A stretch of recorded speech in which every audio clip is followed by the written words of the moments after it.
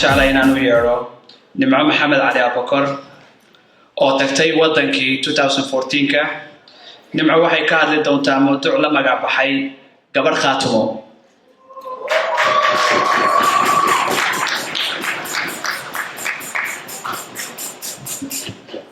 السلام عليكم ورحمة الله وبركاته. الذين آمنوا وتواصوا بالحق وتواصوا بالصبر. قد مهدسنتهين لما أنتم وانا سلامة. ويكن قديه سمركي أن أرنت خاتمة قبل قابليني أيام وحان لها الليدة صحابتي إذا آذي يقولوا إن أنا نكون إلى هذا الشركة كالية. مركو حان ربعنا إذا لو هذا المهمة وريلي أنا حب وقفكري مركا أصحابتي إذا قف كمذا وحيويري نمعة محمدين والخاتم يسنطح مركا وحتى كبر خاتم والخاتم يسنطح مركا رنتي هذا الكحب وقفكري سببته أنا ضدك إيقانا حمرنا وكوكوري أنت وكل أكاذي وقوينا وحبض المعرق وقتك أنت بدنايمك وحنشوفي نورث أمريكا waxaan isweydiiyay horta siyaasiyad maadana hayne goormaad siyaasadda gashay macnaha waad khaatamaysan tahayna maxay tahay marka su'aashaas aan rabaa inaan idinka jawaabo malaha idinkuna inaad khaatamaysantiin baaba laga yaabo waxaan tegay xagaagii hadda la soo dhaafay 2400 ayaan tegay wadankii dhulkii aan sii maray waxaa ka mid ahaa Somaliland, Puntland ilaa iyo waxaan socday khaatimo dhulka Somaliland iyo maxaa ahayd Puntland markaan marayay inkastoo badankooda aan maray magaalooyinka waaweyn Hargeysa, Berbera, Burco maxaa ahayd Garowe, Gaalkacyo waxyaalaha cajiibka aan ku arkay waxaa ka mid ahaa horumarka dadkaasi ay gaareen Soomaaliya dadku way ka qayliyaan laakiin dadka iyaga waqti wadanka taga dhowr goor soo booqday wad arkaysaa dhowrkiisana kadib horumarka wadanku uu maaragtay tagayo marka 2008 baa ugu dambeysay xagaaga dhaweyd markaan tagay runtii waxaan ka dareemay horumar aad u weyn waliba xagga Somaliland iyo Puntland markaan maray waxaan u gudbay Sool iyo Sanaag iyo Cayn oo aan socday baadiyaha hawdka ilaa iyo Taleex waxyaalihii aan arkay waxa ugu badnaa dhibaatada shacabka ama xagga caafimaadka ha noqoto ama xagga waxbarashada ha noqoto ama xagga jidadka iyo maaragtay infrastructure-ka magaalooyinka ha noqoto hadduu roob da'o aadan u kala socon karin Buuhood iyo Laascaanood ama tuulooyinkii maaragtay ehelkeedu deganaa aan la mari karin marka waxaan dareemay waxqabad waa jira laakiin wax badani inuusan jirin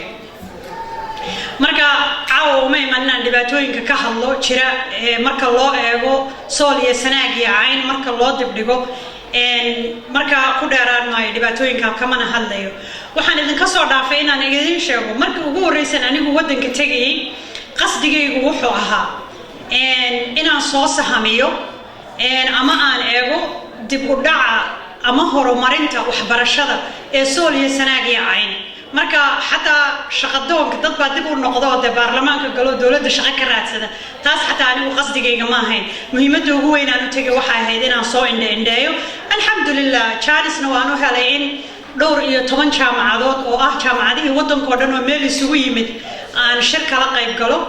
iskuulo badan iyo dugsiyo sare iyo dugsiyo dhexe oo Sool iyo Sanaag iyo Cayn ku yaalana aan tago soo booqdo marka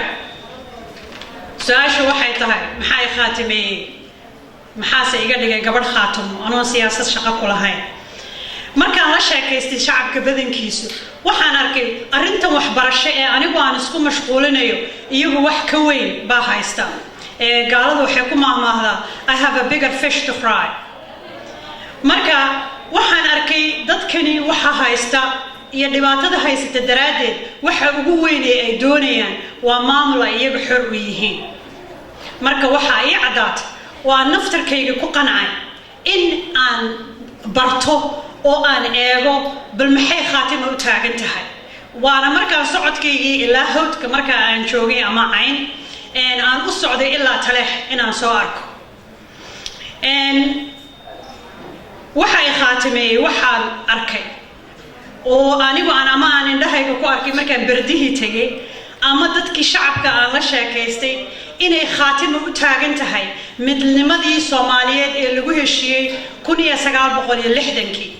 waxaan kaloo arkay hadda hadalkiisa niga dhiman iga qaleen waxaan kaloo arkay khaatimo mas'uuliyiinteeda kuwii hore iyo kuwii imika joogaaba inay u taagan yihiin hirgelinta dastuurkii Soomaalidu ay ku heshiisay waxaan kaloo arkay khaatimo maxay ahayd tole taliyayaasheedu inay u taagan yihiin isu keenidda dadweynihii Soomaaliyeed shacabkii Soomaaliyeed iyo inay ka shaqeeyaan inay wax kasta oo ka hor imanaya midnimada Soomaaliyeed inay iska ilaaliyaan waxaan kaloo arkay doorasho ama geed hoosti ha ka dhacdo berde ama baadiye ha ka dhacdo ama hawd ha ka dhacdo ama taleex ha ka dhacdo waxaan arkay doorasho dimuqraadi ah oo shacabka meesha jooga ay iyagu abaabuleen oo aan dawlad iyo dakhli toona dibadda uga iman oo ay u madax bannaan yihiin oo uu go'aankoodii yahay ayaan arkay waa dadkeena dimuqraadiga taageera waxaan kaloo arkay arrintanina aniga waa igu muhiim sidaad la socotaanba waxaan kamid ahay golaha isutaga haweenka Soomaaliyeed oo gabdhihii la aasaasay inay halkan fadhiyaan waxaan kaloo arkay dumarka reer Khaatimo inay magac u leeyihiin wax la yiraahdo guuto koowaad kale qolyihiin militariga iyo yaqaan ayaa garanaya guuto koowaad apparently waa hadal culus waxaan kaloo arkay dawlad goboleedka reer Khaatimo inay tahay dawlad goboleedkii ugu horeysay ee jagada ku xigeenka baarlamaanka oo magacawday gabadh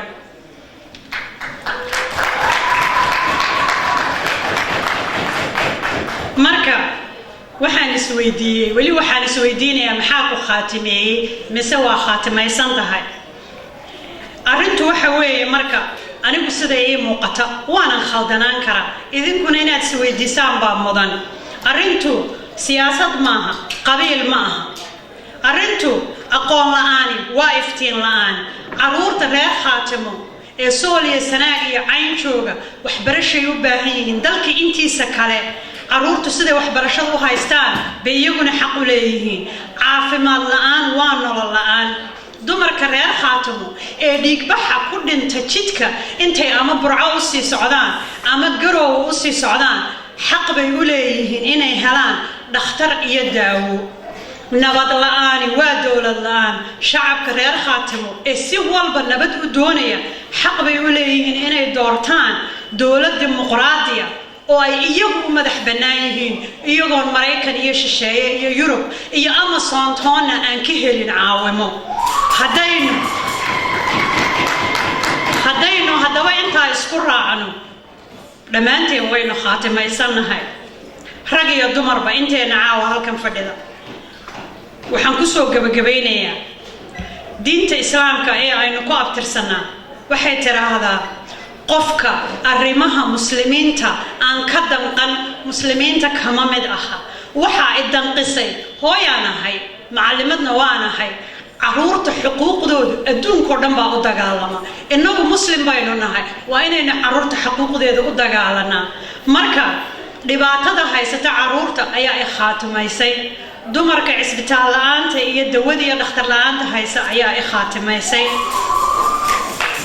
xuquuqda bini'aadanka ee maanta xaragadeeda iyo nabadeeda aynu halkan ku fadhino inay iyaguna helaan ayaa ay khaatimaysay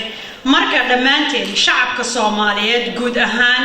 iyo shacabka reer Khaatimo gaar ahaan waxaan idinku boorinayaa saddexdan arrin oo aan kaga baxayo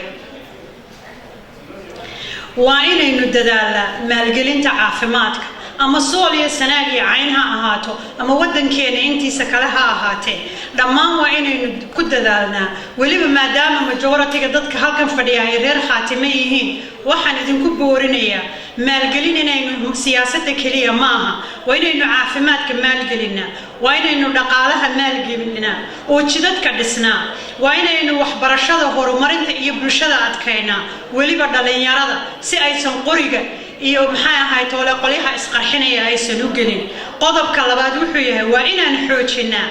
dareenka wadaninimo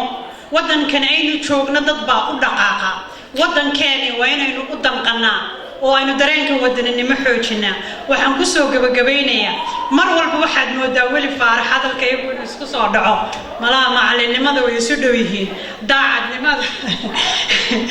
وإن إنه داعد لماذا إعلانه وحلالي وحي أينو قبنين سومالي ما بنقانو واد مهتسنتها هي جزاك الله خير وحدوغاتا وحا قبنين سو هدي إلهي درتي ونيوتو إلهي وكاوال مرينيا مركا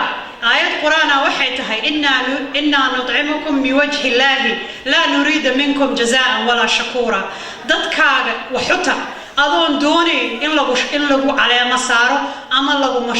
لغو شرحه أما لغو يراد مهتسني ددكاغ أظن شقك دوني قربة شوك توالا نعاية ودنكي كنقو أظن شقك دوني أو حقبه وانا مهتسنتين جزاكم الله خير